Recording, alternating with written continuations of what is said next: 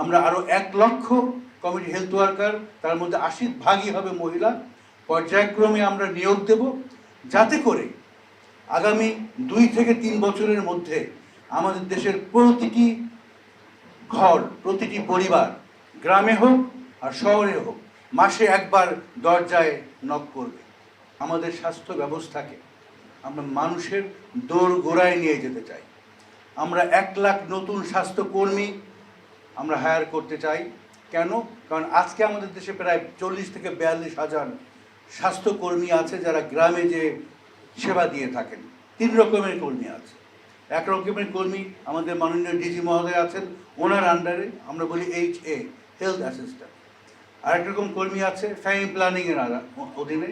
এটাও এক রকমের আমাদের হেলথ সিস্টেমের দুর্বলতা, ফ্র্যাগমেন্টেশন, বাইফার্কেশন। আমরা বলি FWA, ফ্যামিলি ওয়েলফেয়ার অ্যাসিস্ট্যান্ট। বা আরেক ধরনের কর্মী আছে, এটা আমার ট্রাস্টের অধীনে, আমরা বলি কমিউনিটি ক্লিনিক ট্রাস্ট।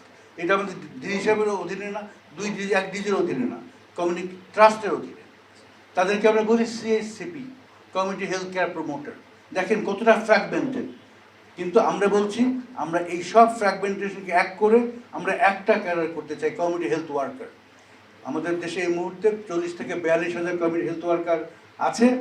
আমরা আরও 1 লক্ষ কমিউনিটি হেলথ ওয়ার্কার, তার মধ্যে 80% হবে মহিলা, পর্যায়ক্রমে আমরা নিয়োগ দেব, যাতে করে আগামী 2 থেকে 3 বছরের মধ্যে আমাদের দেশের প্রতিটি ঘর, প্রতিটি পরিবার, গ্রামে হোক আর শহরে হোক, মাসে একবার দরজায় নক করবে। দরজায় নক করবে, কমিউনিটি হেলথ ওয়ার্কার ঘরে ঢুকবে, ঢুকে প্রতিটি অ্যাডাল্ট মেম্বারের ব্লাড প্রেশার চেক করবে, তাদের ডায়াবেটিস আছে কিনা সুগার চেক করবে। প্রতিটি অ্যাডাল্ট আমাদের মা বোনদের সার্ভাইকাল ক্যান্সার স্ক্রিন করবে। আমাদের যারা শিশু আছে 5 বছরের নিচে বাচ্চা, প্রতিটি বাচ্চার হাইট এবং ওয়েট নেবে, তারা গ্রোথ মনিটর করবে, বাচ্চা ঠিকমতো বাড়ছে কিনা।